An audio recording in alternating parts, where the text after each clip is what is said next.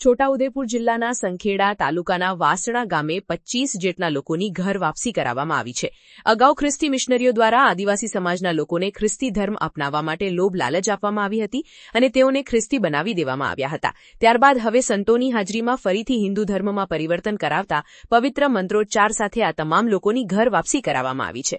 છોટાઉદેપુર જિલ્લાના સંખેડા તાલુકાના વાસના ગામે શ્રી આનંદવર્ધન આશ્રમનો લોકાર્પણના કાર્યક્રમમાં સ્વામી સદાનંદ સરસ્વતી મહારાજ હાજર રહ્યા હતા અને છોટાઉદેપુર જિલ્લાના 7 તાલુકામાંથી અનેક સંતો અને ભક્તો હાજર રહ્યા હતા, જેમાં હિન્દુ ધર્મમાંથી ખ્રિસ્તી ધર્મ અંગીકાર કરનાર સોનગઢ તાલુકાના થન, મોવલી, મેડા, માછલપાડા, ઉમરદા જેવા ગામોના 25 જેટલા પરિવારના લોકોને ખ્રિસ્તી ધર્મ છોડાવીને હિન્દુ ધર્મ અપનાવીને ઘર વાપસી કરવામાં આવી હતી, જેમાં મંત્રોચ્ચાર કરી અને ઘર વાપસી સંતોની હાજરીમાં કરાવી હતી।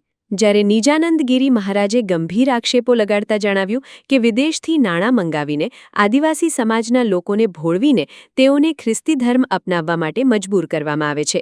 દર વર્ષે ખ્રિસ્તી ધર્મ અપનાવેલ પરિવારોને ધર્મ પરિવર્તન કરવામાં આવશે, જ્યારે આદિવાસી વિસ્તારમાં ધર્મ પરિવર્તનની પ્રવૃત્તિ ફૂલી ફાલી છે। આ પ્રવૃત્તિને બંધ કરાવવા માટે દરેક સંતોને આહવાન કરવામાં આવ્યું છે અને ખ્રિસ્તી મિશનરીના લોકો સામે અવાજ ઉઠાવવામાં આવે અને હિન્દુ સમાજના લોકોનું રક્ષણ करवा माटे दरेक आगेवान आगड़ आवे। अभी तो गिनती ये लोग करेंगे, आप देख रहे हैं पूरी सभा को आपके सामने है, तो काफ़ी लोग आए हुए हैं। अभी बताएंगे आपके कार्यकर्ता लोग, काफ़ी लोगों को आज हिंदू धर्म में जो स्वेच्छा से आना चाहते अपने मन से, उन्हीं को परमात्मा श्री राम का मंत्र दे करके वापस लिया है। सिद्धांत यह है कि धर्म तो एक ही है, सनातन धर्म, हिंदू धर्म, बाकी सब मजहब हैं, पंथ हैं, मार्ग हैं, संप्रदाय हैं। भूल भटक करके अज्ञान के कारण या प्रलोभन के कारण क्रिश्चियन मिशनरी के लुभावे में आकर जो अपना धर्म त्याग कर देते हैं, उनको हम लोग फिर से वापस लाते हैं। इसको स्वधर्मानयन कहते हैं, अपने धर्म में वापस आना, अर्थात भटक करके चले गए थे। कोई ईसाई हिंदू नहीं बन रहा है, कोई ईसाई को हिंदू नहीं बना रहे हैं, हम हिंदू को ही हिंदू बना रहे हैं जो वहाँ चला गया था किसी कारण से। तो ये हमारी संस्कृति का रक्षण है। दूसरा क्या है कि अधिकतर प्राय आदिवासियों के साथ ऐसा षड्यंत्र मिशनरियाँ करती हैं। हमारा कहना यह है कि यदि कोई आदिवासी अपने धर्म का त्याग करके दूसरे धर्म को स्वीकार करता है या कोई भी व्यक्ति स्वीकार करता है, तो उसकी जो निजी संस्कृति है, जो पोतानी संस्कृति है, एना तो त्याग करवू ज पड़े ना। आपको कैसा लगा आदिवासियों को आज? अच्छा लगा, हाँ अच्छा लगा। हम तो प्रतिवर्ष करते हैं ना, हमारा तो बहुत पुराना मिशन है, हमारे गुरुदेव भगवान करते थे, उसी काम को हम आगे बढ़ा रहे हैं। तो हमारा यहाँ भी चलता है, झारखंड में भी चलता है। तो झारखंड में भी रांची से आगे सिंहभूमि जिले में ये सब कार्यक्रम हम लोगों के होते रहते हैं। तो इस तरह से अपने धर्म की रक्षा का प्रयास करना चाहिए।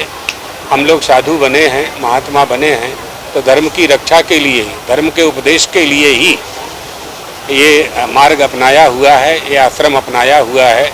सभी के कल्याण की कामना है, सबका अभ्युदय हो, सबका कल्याण हो।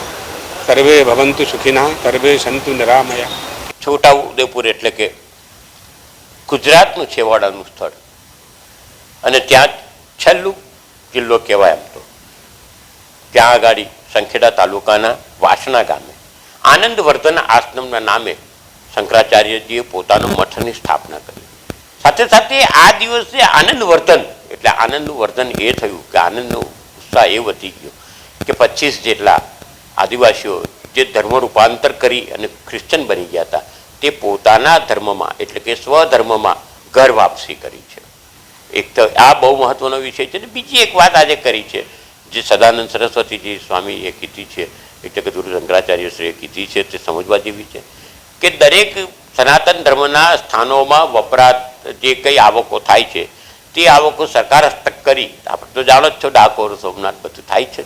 તે આવકો તે જિલ્લામાં કે તે વિસ્તારમાં લોક કલ્યાણ માટે, સનાતનના લોકોના કલ્યાણ માટે, સ્કૂલો માટે, આરોગ્ય ક્ષેત્ર માટે વપરાવી જોઈએ, ના કે બીજા કોઈ જગ્યાએ. બીજી એક વાત એવી કીધી છે બહુ જ મહત્વની, તમે કેમ બીજા કોઈ ધર્મના કે બીજા કોઈ સંપ્રદાયના સ્થાનો પર તમે સરકાર હસ્તક નથી કરતા? બધા જ આવક કરતા સેન્ટરો છે, તે પછી તેને કેમ છોડી દેવામાં આવે છે? પછી વકફથી લઈને સ્વામિનારાયણ સુધી બહુ મોટું લિસ્ટ આવશે. એટલે આ લોકોને તમે છોડી અને ખાલી સનાતનને હુમલો કરો છો, તેના વિરોધ કર્યો છે ને અમે સૌ સનાતન સંત સમિતિને સૌ સાથે છીએ. મારું નામ છે જ્યોતિર્નાથ, ડૉક્ટર જ્યોતિર્નાથ તરીકે ઓળખે છે અને હું સનાતન સંત સમિતિનો રાષ્ટ્રીય અધ્યક્ષ છું. આદિવાસી સમાજ એટલે પ્રકૃતિની વચ્ચે જન્મનારો, પ્રકૃતિની વચ્ચે જીવનારો સમાજ. ભલા ભોળા આદિવાસી સમાજ અત્યાર સુધી સનાતન ધર્મ સાથે મજબૂત અને અખંડ રીતે પોતાનું વૈચારિક એક્યતા જાળવી રાખી, પોતાની કુળ પરંપરાઓ, પોતાની પૂર્વજોએ આપેલી પ્રજા પદ્ધતિનો સામનો કરી અને બધા જ પૂર્વ પદ્ધતિઓનો સામનો કર્યો છે. અને આદિવાસી સમાજ પોતાના લગ્નના રિવાજો હોય, પોતાના મરણના રિવાજો હોય, પોતાના નાના મોટા પ્રસંગો હોય, એની અંદર વૈદિક સનાતન હિન્દુ ધર્મ પ્રમાણે અનુસરણ કરી રહ્યો છે. પ્રકૃતિને પૂજનારો સમાજ છે. પીપળાનું પાન ન તોડીએ વડલાની ડાળ, અને વેતા જળમાં ના થૂકીએ નહીંતર મારા ગુરુને લાગે ગાળ, એવું કહેનારો આ સમાજ. જળ, જંગલ અને જમીનને પૂજનારો આ સમાજ.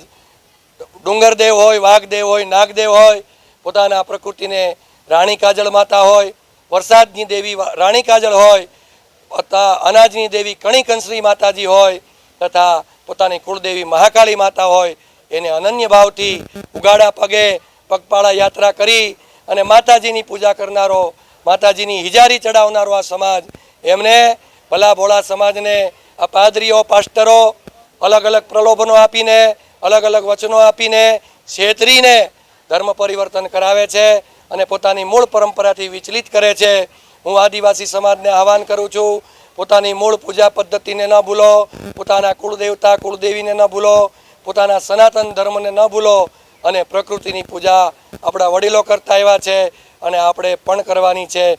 4 વેદની અંદર પ્રકૃતિની પૂજાનું જ વર્ણન છે. એટલે કોઈ ખોટી વાતમાં ભરમાવાની જરૂર નથી અને પોતાની પૂજા પદ્ધતિ જાળવી રાખી અને જે રીતે આપણા વડીલો જીવી ગયા એવું જ જીવન આપણે જીવવાનું છે અને ઉત્તરોત્તર વિકાસ કરી અને સમાજને આગળ વધારવાનો છે. સ્વામી નિજાનંદ ગિરી, છોટાઉદેપુર ધર્મ સાંસદ. મારું નામ મનીષાબેન છે. મારા પપ્પા વસંતજીભાઈ, મારી મમ્મી લીલાબેન. એમની મેં મોટી છોકરી છું. મારા પપ્પા મમ્મી ગાડી લઈને, બાઇક લઈને ગામડે ગામડે જાય. 19 ગામડામાં છે. એ લોકોનું ઘર વાપસીમાં બે ભાઈઓ બહેનોને વાતચીત કરે. ક્રિશ્ચન ભાઈઓ છે એ લોકોને વાતચીત કરે ને એ લોકોને સમજાવે કેવી રીતના ક્રિશ્ચનમાંથી હિન્દુ બનવાનું, કેવી રીતના શું કરવાનું, કેવી રીતના ધર્મ પરિવર્તનમાંથી તમે આવી રીતના થયા, એ બધું સમજાવીને એ લોકો ઘર વાપસી કરાયું છે. ને શંકરાચાર્ય મહારાજના હસ્તે કરાયું છે.